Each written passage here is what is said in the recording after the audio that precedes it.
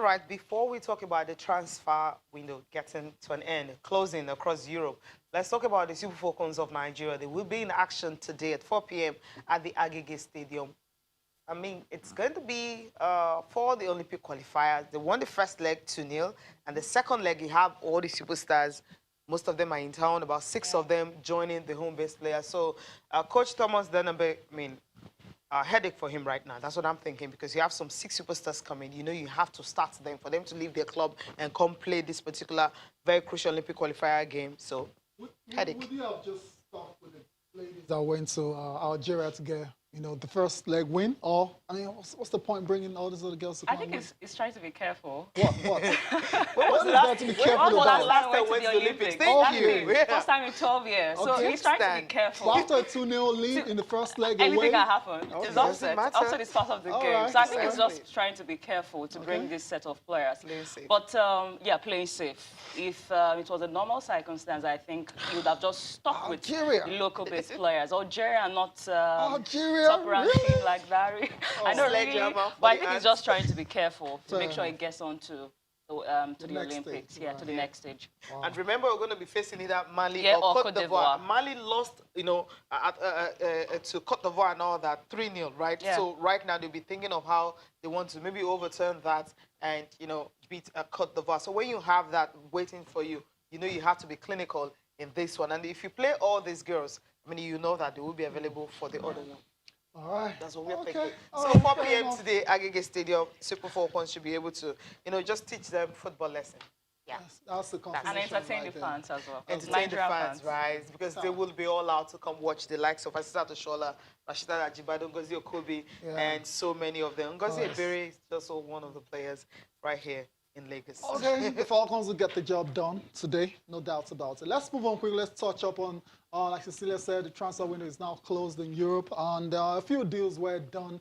Some we didn't expect, and some were expected, and some players are going to be staying put in their clubs. Talking about Neymar. Let's quickly touch up on the guys that made moves, you know, from the Premier League and from France as well to and a few other countries. Eric Mkhitaryan has left Arsenal for Roma.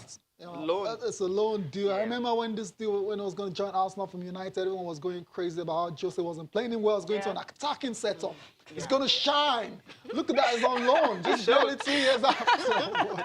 Yeah, he showed like a million stars there. Matteo, I mean, United clearance continues. Now, there's actually something synonymous with all this transfer and all that. Some of the United players and all, they came in trying to, you know, how do I put it now? Trying to, you know, start winning titles again, but all of them are actually out. So Damian in Italy. Damian's on his way to Parma, £3.6 million. Avi Hernandez, Chicharito as well to West Ham. You were mentioning how he's played for West Ham already this season. He's on his way to Sevilla. He's actually gone to Sevilla, £8 million.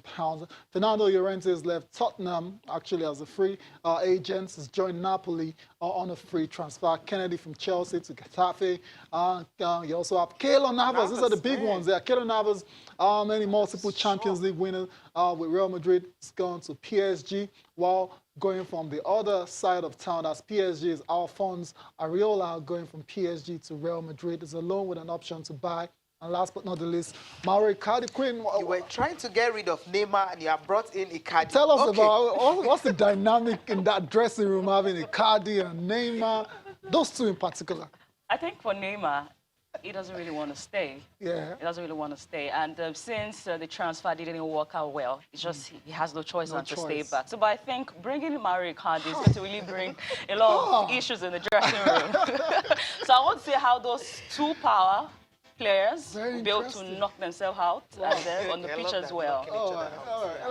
Let's talk about the guys. Unfortunately, no deals for them on the final day. A lot of very familiar faces. Pogba, we knew wasn't going anywhere. Real Madrid, Juve were interested. Christian Eriksen as well, too, is not going anywhere. Bruno Fernandes. I'm surprised. I am surprised. To get this guy, but then when he's staying, he had a fantastic last season. I'm surprised he's still staying at Sporting. I'm surprised Lynn United will not want to get this player as a Russia links are actually doesn't have the DNA, apparently. Okay. That's Even Rakitic not going as well to Juve, was sniffing around. Mustafi, Arsenal fans are not very happy right now. I mean, they wish he's on his bike. There's no way Juventus is going to collect this guy. We knew he wasn't going to go. Okay. Anyway, so that's it. At UV. Come I on. think what the interesting part about this transfers that I like is some of these players are going to the Syria, and this is like a new face of the Syria. I think Syria is coming up. Is gradually getting back to that stage. Is it Ronaldo effect or something? Probably. Maybe, and then they're also trying to market the league as well. So some of these players getting back to the Syria, I think there's a lot we need to look out for in the Syria this season. All right. So maybe it's the Ronaldo effect. Yeah, it has to be. It is not a coincidence, trust me. All right, better luck to all those guys in the next transfer window. That's in January. Yeah, absolutely. We'll see if they are going to move or not. Neymar and Paul Pogba, the saga will definitely continue. All right, time to take a look at the papers now. I'm starting with a complete sporting life. Yes, that's what I'm starting with. And it's all about the FIFA Best Award, the best men right now in football. You have all of them shortlisted right here. Ronaldo, Virgil van Dijk, expectedly, and of course, Lionel Messi. And everyone is already pointing they have a winner. And it's going to be, well, who knows? VVD. Okay. Yeah. I mean, quick one for you. Really? You're one of those people now, let's take a rest. Let's take a break. Let's take a break from Messi and Ronaldo. We're tired. I mean, so but apart from the break, I think he had a great year. Even though it's not a World Cup here, he had a great year for both club and country. He got to the Euro Nations final as well, losing to Ronaldo, and also had a good time with Liverpool in the Champions League as well in the league, even though he lost to Manchester City. So I think it won't be bad idea to give it to a defender. Yeah, it's not a bad idea, but it's all sounding too sentimental. Well, okay, that's away from the sentiment. Yeah. But he also had a good year. Yeah, but Messi, Ronaldo, this guy's is scoring goal numbers we've never seen in our lives. Messi. Maybe I would have given it to... 51 goals. How many did they score again last? We're talking about FIFA Best right now. Yeah, FIFA Best is football. It's football. Yeah. And if you check, Messi had 51 goals across Europe, right? So you'd rather give it to Messi the La Liga. Ronaldo. Yeah. As well. So I'm not going to give it to Ronaldo this year. It's not the same. Ronaldo fans are coming for you now. Yeah, that's it. The Italian Serie A. That's it. Fans, I mean, I'm ready. They're coming but it's for not you. just about the Youth Nations. I mean, we're going to give them stats. We'll give them stats. He wasn't the MVP at Euro, right? Was he? No, he wasn't. So tell me about that. Okay. I have Guardiola and Klopp and Pochettino also listed. We know where this is also going to, right? Come on, Queen. I'll give it to Klopp. Yeah. Okay, after 3 games into the new season, Zidane escapes sack. I don't know what this is all about, but then, okay. Wow. Living it. Sporting Song will be the last one from me before I take over from on Complete Sports. And here, Iwobi says he's enjoying life at Everton. Just 3 games. How would you enjoy it Slow after that down. header? Huh? How wouldn't you enjoy it after that header? I think they could jump anyway. Yeah. And, okay. Yeah, I think just go to Complete Sport. Yeah, one more. And they set Leicester City's target, which is a good one. Where is it going to go to? And Napoli captures Llorente, and Neymar offers, come on, 70. Where are they? Transfer is over. Yeah, so that's Complete Sports is our last paper.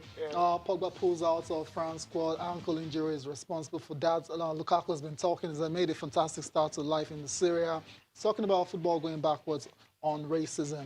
Cardi completes PSG move. Iwobi's talking, says he didn't know he could jump that high. Scoring that header against Wolves. Omero opts out Ukraine friendly. Overwork permits and demands are not very good. Solskjaer frustrated with Rashford and Martial for lack of killer instincts. He's just knowing, right? Okay. Yeah. I mean, Queen, which when one? Jose was talking, he should have listened, you know, since he knew he was going to get the job. Yeah, they thought Jose was a problem. Yeah, he wasn't the problem. It's about playing the United way. Are they? Yeah. Really? According to them. They don't have the heart. If United way is having the heart and the United way, which they don't have at all. Oh, do we have that? Nwakali joins as the Wesker on a 3-year contract from Arsenal. Okay, that's a permanent loan. Yeah. Okay, that's good. I mean, I think he couldn't work his work permits in England, so he needs to go to where he can play regular football. Precisely. He's just very all talented of them finding a home is just what I'm happy about. Not the loan deals and everything. Kenneth Omeri was the best of it all. After how many years at Chelsea? 7 or 12 years? Longest serving player. And never wore the jersey. And that's why they didn't even have a jersey on him when they even announced that. I thought Chelsea were lazy in that regard because if you look very well, you'll find Kenneth in a Chelsea jersey. I've seen one before. They didn't do it well enough. They should have done better. You said that, lazy. Queen One, thank you so much for coming on the program. Thank you so much for having me. Thank you. Appreciate your time, Queen. All right, thank you guys for watching. I'm Cecilia Amagwe. I'm Taya Salam. Enjoy the rest of your day.